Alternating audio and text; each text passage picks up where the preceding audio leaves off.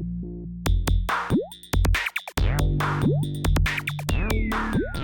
modest lament. Thoughts on Roe versus Wade being overturned. As we think about the decision to overturn Roe versus Wade, there is much to be sober about. Many good articles have been written to help us sympathize with women who can no longer get abortions, but I write this essay with a heavy heart because there is another group of people who have been unexpectedly and viciously marginalized even more than these women. Before telling that group's story, I want to explain why I feel so strongly about this issue. But in short, it's because I want to be like Jesus. If we want to be like Jesus, we must know what Jesus was all about. His core behavior and teaching was that he lamented with the marginalized and oppressed. Obviously, there are other issues in the Bible, but these are so unimportant compared to the mission to minister to the marginalized that I feel like it is really rude for Christians to rejoice or cheer about smaller victories like Roe versus Wade being overturned. Until the core of the Christian message is accomplished, we act unjustly towards our neighbors by rejoicing over these small and important issues, because we communicate to them that we are not continually saddened by their status as a marginalized group. Love is the mother virtue, and it gives birth to the practice of hearing and elevating the oppressed. On the other hand, when we celebrate being right, we are actually participating in hate because we rejoice while many people are scared and confused. God hates any sort of attempt to prop up one set of values as normal or good. He would never set up a situation where one set of ideas is superior or viewed as right. So I care about this issue because I see the real needs of the oppressed. I weep with them and want to call everyone to end the system that caused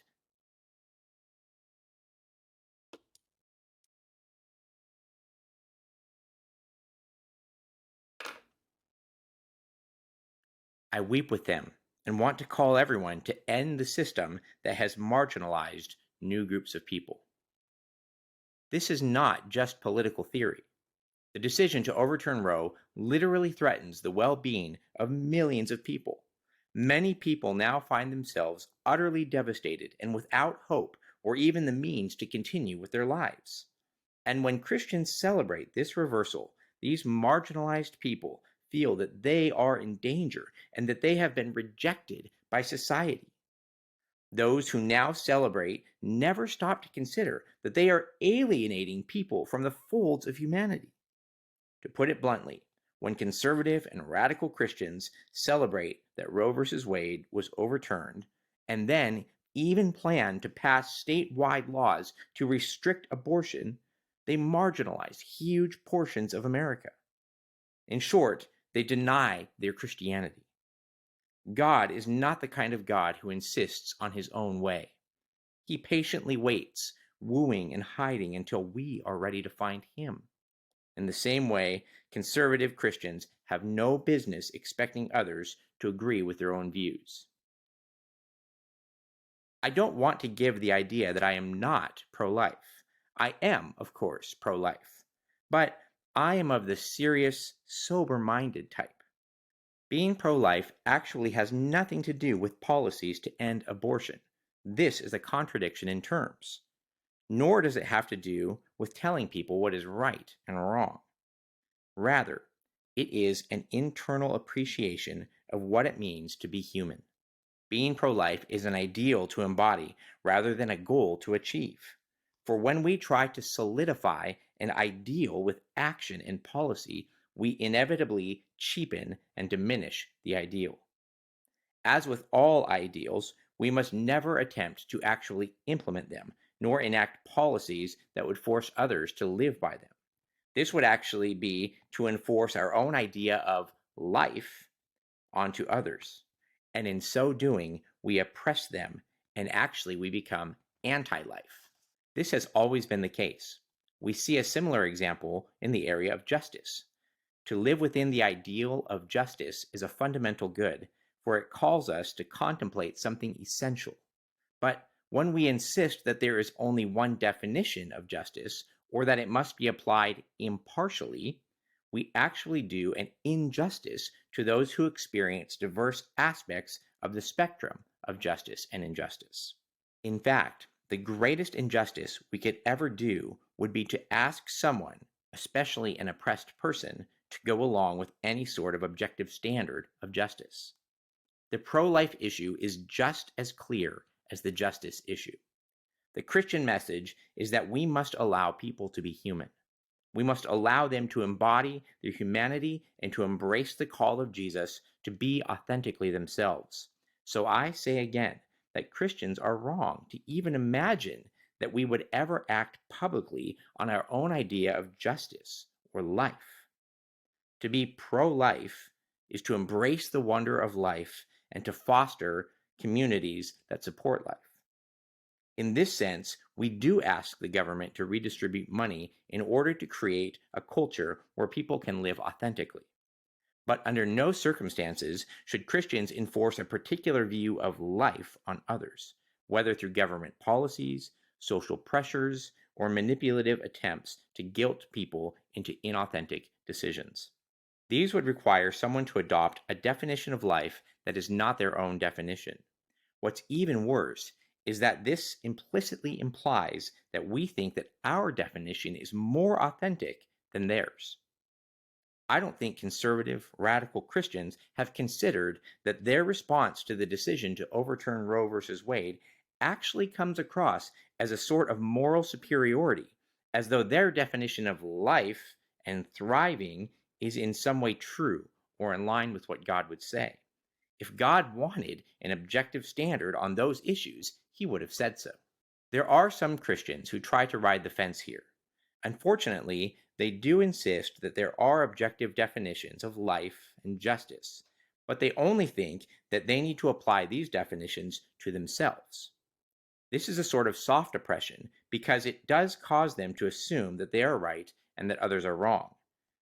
But at least these more moderate Christians do not try to force others to agree with them or to live by some sort of objective standard.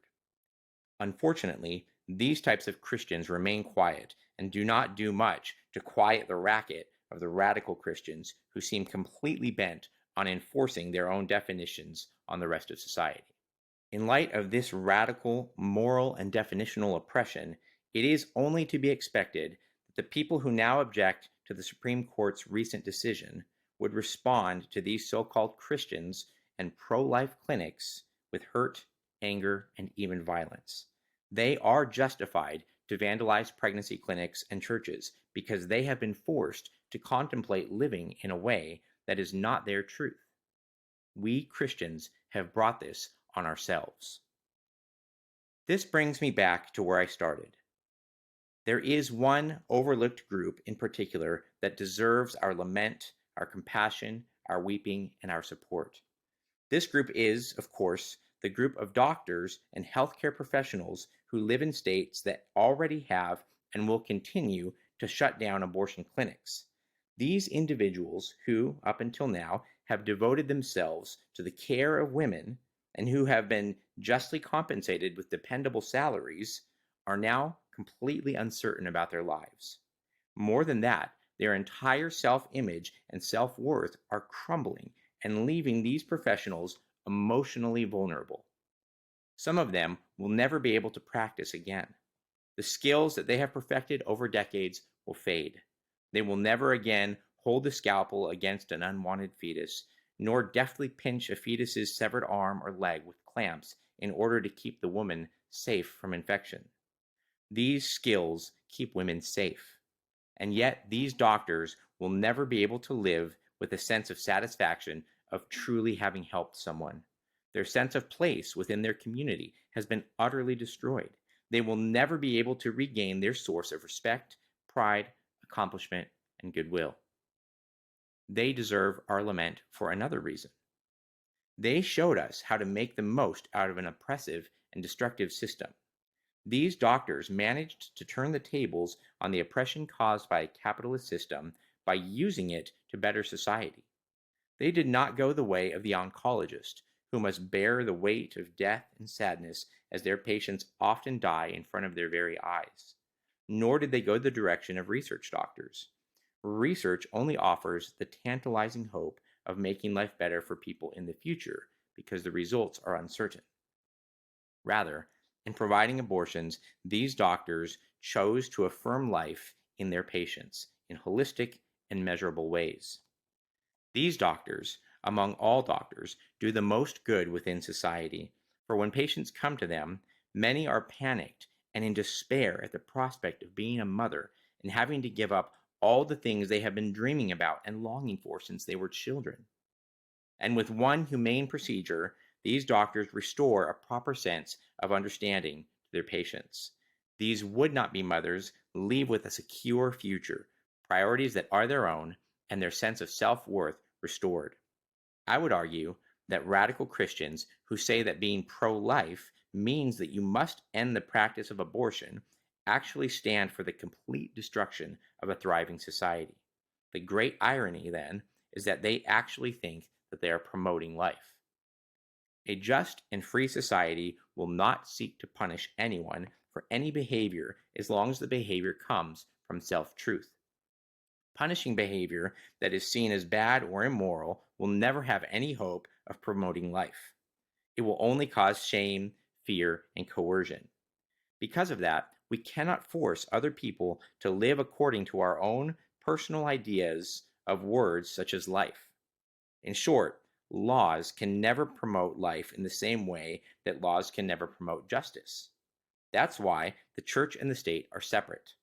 God would never expect a society to implement any sorts of rules or regulations because this causes them to commit the greatest sin, acting in a way that runs counter to how you authentically want to act. Therefore, the most Christian thing that we can do is stop propping up a system that forces people to live inauthentically and start listening to people who have been hurt by that system. When the Supreme Court overturned Roe v. Wade, it perpetuated the system of oppression and created a whole new group of victimized people, the providers who have lost their livelihood and their sense of identity. And I, for one, will lament with and for them.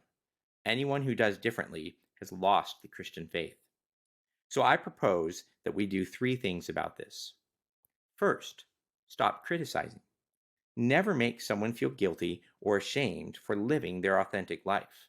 An abortion doctor does not agree with you that the way to affirm life is to ban abortions. If you pass judgment, you only alienate that doctor from your perspective. Rather, affirm and welcome the views and perspectives of abortion doctors. Publicly and privately, praise the fact that they live consistently within their understanding of health and thriving. Become an ally for them within your own Christian group and work to remove the stigma of performing an abortion. Who knows? You may even grow in your own understanding of what it means to affirm life as you support others who also affirm life in ways that you currently think actually end life. Second, do not pass laws that make it impossible for abortion doctors to provide their service to society. If you disagree with their understanding of life, simply try to embody your idea of life. Some of the abortion providers may see the warmth of your example and choose to adopt elements of your understanding into their own lives. But under no circumstances is it a Christian idea to legislate your idea of life. Law only affects outward behaviors. It does not help anyone to desire to embody a different idea of life than they currently do. Jesus said that we are the light of the world. Light doesn't have anything to do with enforcing right and wrong. So passing laws that limit or ban abortion will have no worthwhile effect on society. Stay out of the process altogether. Third, if you still really believe that you must embody your understanding of pro-life by limiting the total number of abortions, work to financially incentivize these doctors to not perform the abortions. It will take a lot to overcome the sense of self-worth and the lucrative salaries that they currently get from performing abortions. It is completely unreasonable to think that they would stop performing abortions just because of your idea of morality. It is also unreasonable to think that punishing them for performing abortions would have any effect. Labeling a behavior as a crime and then providing criminal penalties to those who do that crime will probably not actually do anything to deter it. It will only anger people. Instead, you need to support policies to increase taxes on the wealthy and redirect those taxes to a fund that would be available to any doctor who might want to stop performing abortions but who cannot afford to do so financially. You can call this a safety net for doctors. Until that safety net is in place, you cannot say that you value life at all. But it is not enough to make it financially lucrative for a doctor to stop performing abortions. Money is only part of well-being. Instead, we need to assure abortion doctors that there was nothing shameful in what they were doing, and we need to praise those who choose to live off the government-provided taxes. Living off taxes needs to become a virtue. In fact, it needs to become a symbol of heroic sacrifice. In this way, they will make more money from the government that they would have providing abortions, and they will receive more social credit than they did before when they were viewed as saints who devoted themselves to preserving life. Only when you remove this discussion from the realm of morality or right and wrong can you ever hope to actually uphold life. So to close, I would like to say to those doctors who are faced with having to sell their vacation home, cancel their membership at the golf club, or trade their Porsche in for a Toyota, I see you. I hear you. I affirm your struggle. In short, following in the ways of Jesus, I love you.